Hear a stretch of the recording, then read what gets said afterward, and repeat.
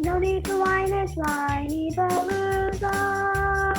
Have some wine and join us on the Whinypaluza podcast with Rebecca Greene. Welcome to the Whinypaluza podcast. I'm your host, Rebecca Greene.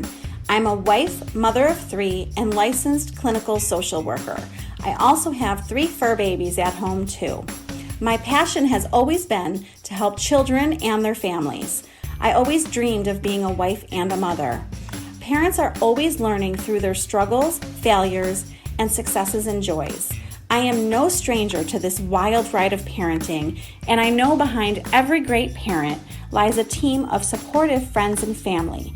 I want to be part of your support system. I want you to know that you are not alone. We are in this parenting world together. Join me every week for insightful discussions with experts on parenting and marriage, as well as other parents who have found the secret to successes in parenthood. You'll learn tips and tricks to make life with your family better than ever. I hope you will follow along with me while we dive into what it takes to achieve a happy family. Hello, everyone. This is Rebecca Greene for the Whinypaluza podcast, and I am so excited to have Dr. Steve Hodges with me today. Dr. Steve, thank you for being here today. Thank you for having me. He is the country's foremost authority on bedwetting, potty training, and childhood constipation. Dr. Steve Hodges is an associate professor of pediatric urology at Wake Forest University School of Medicine. He has authored numerous journal articles and several books for children and parents, including Bedwetting and Accidents Aren't Your Fault, and the M.O.P. book, A Guide to the Only Proven Way to Stop Bedwetting and Accidents. Dr. Hodges' goal is to let families know that the stigmatized issue of bedwetting often gets misdiagnosed and goes untreated because most parents are not aware that constipation is actually the main cause. Dr. Hodges offers strategies backed by solid scientific research for resolving bedwetting once and for all. Awesome. Let's jump into this. Let's learn more about this. Yeah, for sure. So tell us first, how did you become the country's leading authority on bedwetting? How did this happen?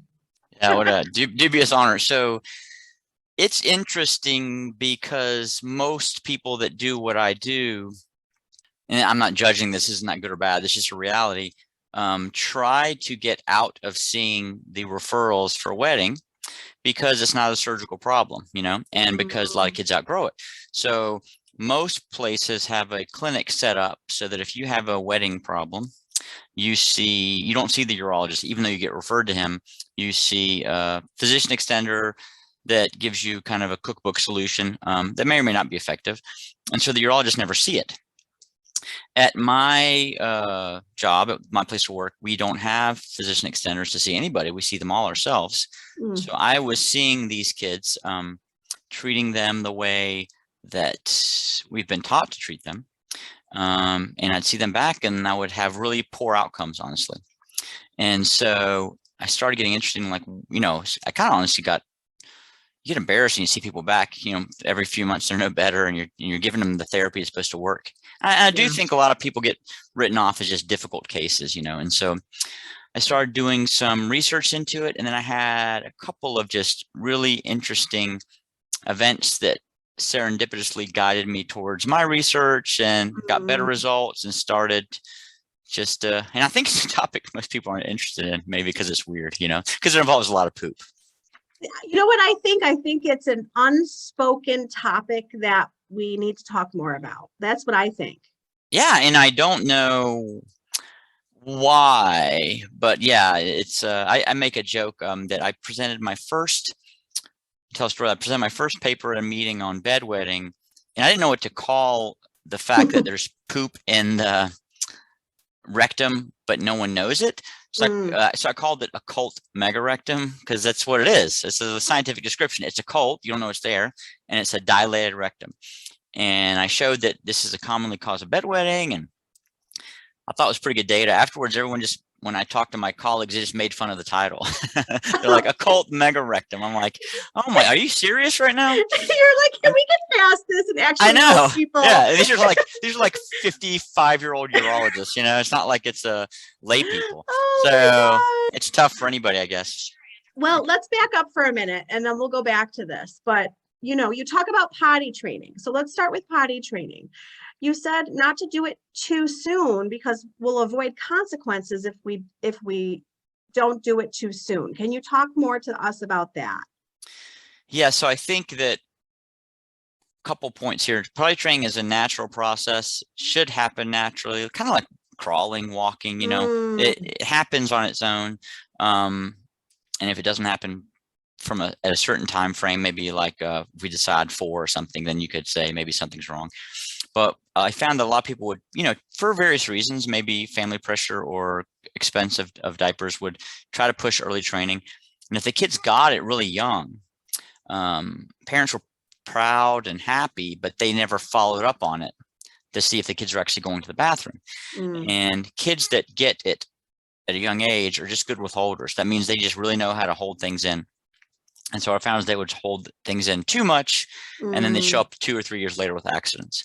So I became really dogmatic about, look, you have to have them peeing and pooping regularly till at least 3, pooping, soft, mushy bowel movements before you even think about it. And as we've gotten more in the research, I think I definitely is the right opinion. But some people just don't have the genes for accidents. Their bladders are really resistant to the constipation.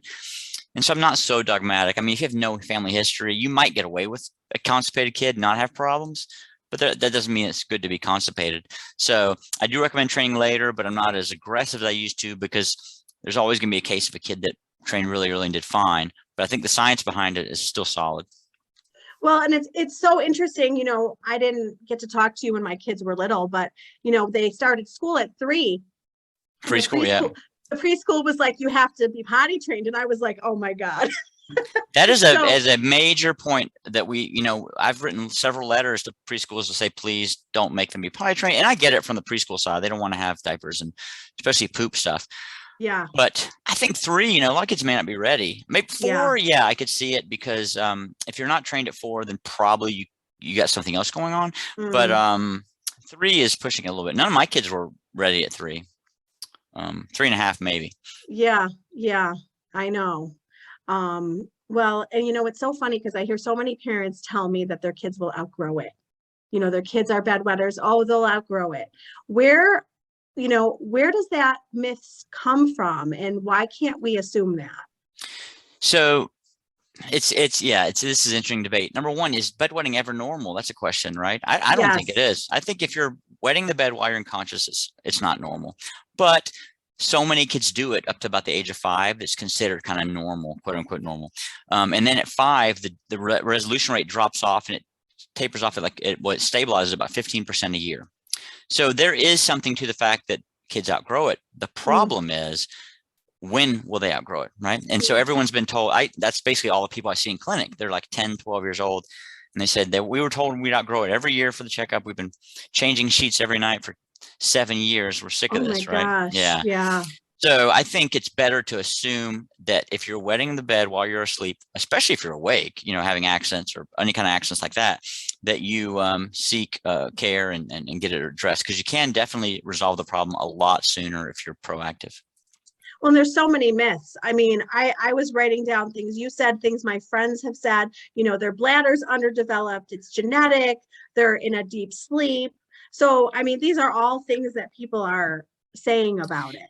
Yeah, it's interesting because even parents I get, but even pediatricians or maybe my own colleagues will kind of put out suggestions on causes that are basically, you would come up with that seem right. Like, like the earth seems flat, but it's not, right? And people think, well, they seem like they sleep really deeply, but there's much more to it. They seem like they make too much pee at night, and none of that's been proven. There's always these parents always think, well, I was told they have to develop a hormone. There's no hormone. I mean, you can give a medicine that affects the hormones that makes you make less pee, but it's not like God designed us to make a hormone so we wet the bed until we're a certain age. There are clear signs that kids withhold pooping, and young kids, that can affect bladder spasms. The guy that first described this, I mean, it's a really irrefutable study. He basically took all bedwetters. It was Dr. O'Regan was the guy that influenced our research. His own son was bedwetting, which is how he got into this, and he fixed his own son. But he basically took a bunch of kids after he figured out why his son was wetting. and he diagnosed constipation in them, or a dilated rectum, so to speak. And he would do it an old school way. He would, because what we're talking about constipation is we're meaning that they're holding on too much poop at the end of their colon. So their rectum or the end of the colon is overstretched. Okay. So he would do a test where he put a balloon in their bottom, which would be very, not many parents would openly approve of this, but you put a balloon in their bottom and you start inflating it and you see when they feel it, right? That makes sense. So if you feel it at a normal size, and we know what normal size is supposed to be, then the rectum is okay. But if you really inflate that balloon for them to feel it, then their colon is too dilated. So he found that all these kids had these dilated colons that had delayed sensation to this balloon. And then he studied their bladders, and he would see that the bladders would kind of go haywire when you fill them up with fluid. And then he gave them enemas, documented that the rectum shrunk down, and then retest the bladders, and the bladders were normal. So yeah, and that's the best study I've ever seen with regards to this problem. Okay, so let's say that you are just a parent at home. There's no balloon, there's no enema. Yeah. How it's undetected, it's untreated, it's misunderstood. How can we as parents help detect constipation? I think, there's phases to this. Like early on, babies when they're breastfed or formula fed typically poop pretty soft, mushy poop, and there's not issues. Although very early on, like first days of life, there can be a condition called dyschezia, where they're just pooping for the first time out in the real world and it doesn't feel right. And they may hold it. I remember my oldest would strain like crazy to poop, and then just mustard seeds would come out, nothing hard. And I'm like, that's so interesting to me because I'd read about it, but then I was seeing it firsthand. But most of them get over that. And if they don't, you should talk to your pediatrician. But most of them get to the point where they're just kind of pooping mushy poop and they don't mind it. But then something happens, whether it's starting rice cereal, dairy, milk, solid foods, maybe an illness that needed antibiotics that kind of gave them diarrhea for a second and then it got firm again. Something sets them off where they start this withholding, and you will pick it up in most kids. So if you see that, definitely aggressively treat it. You don't want a kid straining to poop, and there's ways to fix that. The other point is if they're having accidents and you never noticed anything, like they're pooping completely normally, just think about, okay, my kid's wetting themselves. Dr. Hodges said this is pathological. What's the cause, right? And maybe see a doctor. Maybe there's another cause. There are kids that have neurologic disorders, anatomic disorders that you would want picked up. So I think it's important to not ignore the accidents. But if they get a clean bill of health, everything checks out completely right, and they're not dry, you could either ask for an x-ray to diagnose the poop, or you could just, look at our signs and you'll probably find some of them, very large poops, stuff like that. And you could start our treatment protocol and they would likely improve. That's amazing. I mean, until I found you or you found me, whichever way it was, I had no idea that this was connected. I mean, I will tell you, parents have no idea that this is connected. Yeah, I've been grinding it out for 10 years now, trying to get the word out. It's amazing. And it's very difficult I think the internet's a great thing because that's how, we find each other and we can spread news, but it's also, there's so many opinions out there. It's difficult to rise above because if I just say, constipation causes bedwetting, and then somebody else says, well, my kid sleeps too deeply, or my kid has a hormone problem, or my kid, you could fix it with this oil or something. It's just hard for people to see. And there is no immediate fix. Like if you come to see me and we put you on a bowel program, you're not going to be better right away. So people really have to believe it. And I don't know how else to put it other than it just makes the most sense. And when I've compared all the outcomes for treatment, ours is definitely the best. I would be completely open to better ways to resolve this. If there was like a new way to get kids' rectum empty, I'm all for it. I just can't, I'm always looking for the best way, the fastest way to get the rectum empty. We've tried enemas, X-lax, suppositories, and I'm not opposed to using bedwetting alarms or medicines because they can all kind of bridge you to cure or help minimize the symptoms while you're trying to fix the colon. But I have never seen someone with a, normal anatomy, normal brain and spinal cord have accidents and not have this colon problem. Well, and it's interesting because parents even think that it's a behavioral issue. They think that they don't even realize that it's medical. They might even think that their kid is, having something behavioral going on with them. Yeah, So and that's the biggest tragedy. And I think if we do anything, if we could save maybe some children from abuse or oh, physical or emotional over accidents, that would be a great accomplishment. And I'm not saying kids don't put off peeing or pooping. And I will tell you this though, putting off pooping is common, and it's the reason we're talking right now. And that you can fix with the protocol we have. But the kids, so if you can follow this correctly, if you have the normal urge to pee, like you or I, you could hold it for a while and you'll be like, okay, I gotta go. But you don't catch me or you like doing the potty dance like kids do, or squatting down because you have to go. And what we found out is that sure, it looks like, oh, they just wait till the last minute, they just wait till the last minute, they just wait till the last minute. But in reality, when you have a gradual rise in the urge to pee, like I said before, it's a natural process and your body makes you go pee. It's like being hungry. It's not like I can't not eat. Like if I try not to eat, I will have to eat eventually. I can't not sleep, right? So you have to go pee. But when you're constipated, that slope gets so steep because of the nerve signals from the rectum that they go from 0 to 100. You know, they go from I don't have to pee. You ask them, do you have to pee? They say no, and then they pee on themselves or have to rush to the bathroom. And so that's what makes parents so frustrated. They want to blame the kids, but if they understood how it happens, then they would see why they act like that. And I often tell parents, if you had his bladder, you would probably act the same way. And you know, there's nothing wrong with putting a kid on the potty if they have problems peeing every hour to see if they can empty, but it rarely works because they'll sit on the potty. They don't feel like they have to pee, so they don't do anything. They get off the potty and have an accident because it comes out of nowhere. So if you understand how it happens, then maybe you could be a little bit more, you know, patient with a kid, although it is frustrating when they have to pee 20 times an hour or something because their poop is blocked. But once you understand it, you can treat it a little bit easier as well. I mean, it's such good information. I mean, so what would you tell a parent whose kid is bedwetting? Like, what's the first step to take? I can tell you what I did is first off is just make sure they're pooping regularly when they're a child. You know, if they're straying to poop, if they're putting out huge poops that you're shocked the child was able to produce, then don't just let that slide. Immediately start giving them something. Talk to your pediatrician, help them out with osmotic laxatives or dietary changes or whatever, so they poop mushy poop without like mental stress over it, and that will save you the most trouble.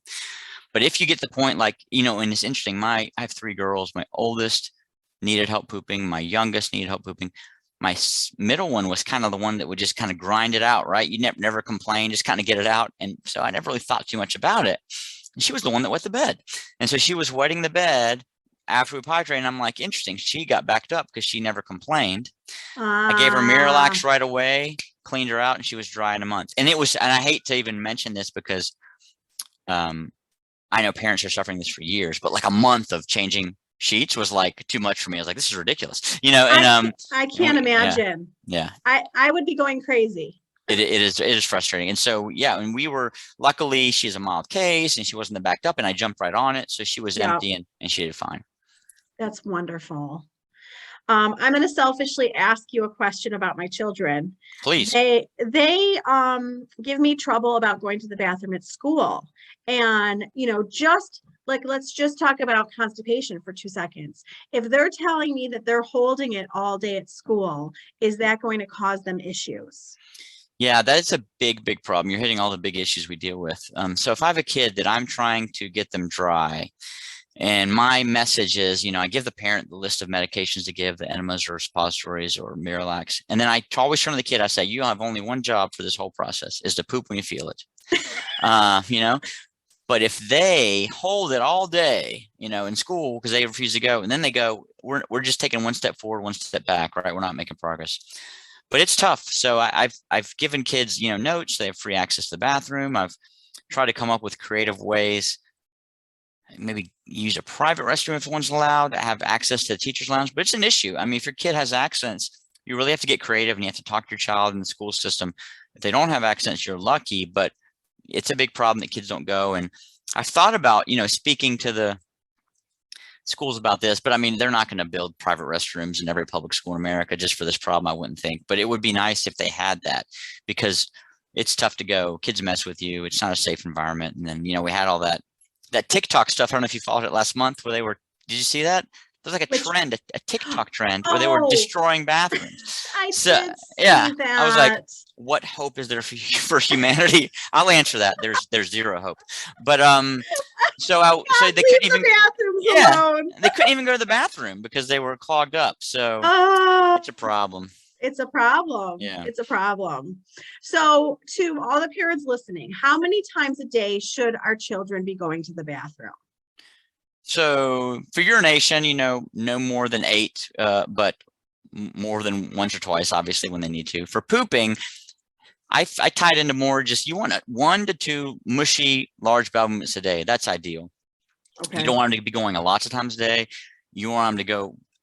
And again, I every time I make like a dogmatic rule, someone runs with it so much that I feel bad. So if your kid's pooping every day and it's soft, or every other day it's really soft, they have no problems, then don't like give them a bunch of laxatives to make them poop every day. But you want them to be regular and you want to keep track of it. If parents just kept track of their kids' bowel movements, made sure that they went regularly, talked about it a little bit, as much as they talk about diet and exercise, I think we'd be in much better shape. Yeah, we don't talk about it. I said to my 9-year-old, I said, did you go to the bathroom today? And she goes, no. And I said, you're supposed to go every day. And she goes, I didn't know that. Yeah, I know, exactly. And we don't even talk. And I'm like, I'll say, if you eat every day, you should poop every day.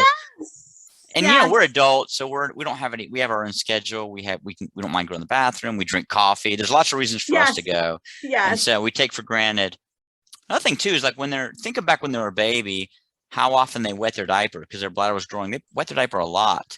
Yes. They pooped regularly, and you would change it if you needed. And then once it's locked in on their own and they're doing their own thing, people kind of lose track. I mean, we all get busy. So yeah, if we could just teach parents to just talk about it, I think we'd have an accomplishment. Yes, that is new for me. And I realized I do not talk about it. So you're helping me too, for sure. It's so funny. I may have talked about it too much because when I would come home from work, that's the first thing my kids would tell me if they'd pooped. But it worked out. They never had problems. Yes, but they should be telling us. And yeah. And I shouldn't just assume that they're going every day. Like that's not good parenting. I don't really care the answer to the question because I know if a kid's seeing me, they're constipated, but I always ask and they just look at each other, right? Like, how often do you poop? And the parents and kid look at each other, and it's kind of, it's obviously not kept track of. Yep. Well, tell me, what else would you like to share that I didn't ask you? So I think, potty training is a natural process and kids can have issues with it, but after 3, before 4 usually happens naturally. The biggest way to make sure that it will happen is by keeping regular bowel movements coming out. You don't want the kid stressed out about pooping. The kid should be playing with their Legos, poop, keep playing. They shouldn't hide in a corner, red-faced, praying to God for relief. That should not happen. So if you keep them from doing that, then they do much better. Yep. But if they do have accidents, pee or poop, don't let anyone tell you that it's either purposeful or will go away, because there could be serious medical conditions. I'm talking about just constipation, but maybe they had a spinal cord issue. All right. So just get them evaluated.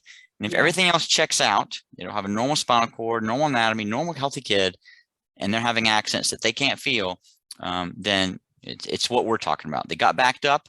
Basically, think of it this way, a simple way to think is they held in, their bodies decides we're just going to start letting it out without asking you. And so the body takes over and lets it out. Makes total sense. Well, tell everyone where to go find you. Yeah, so we have a website. It's bedwettingandaccidents.com. And then I'm on Twitter and Instagram as Dr. Steve Hodges.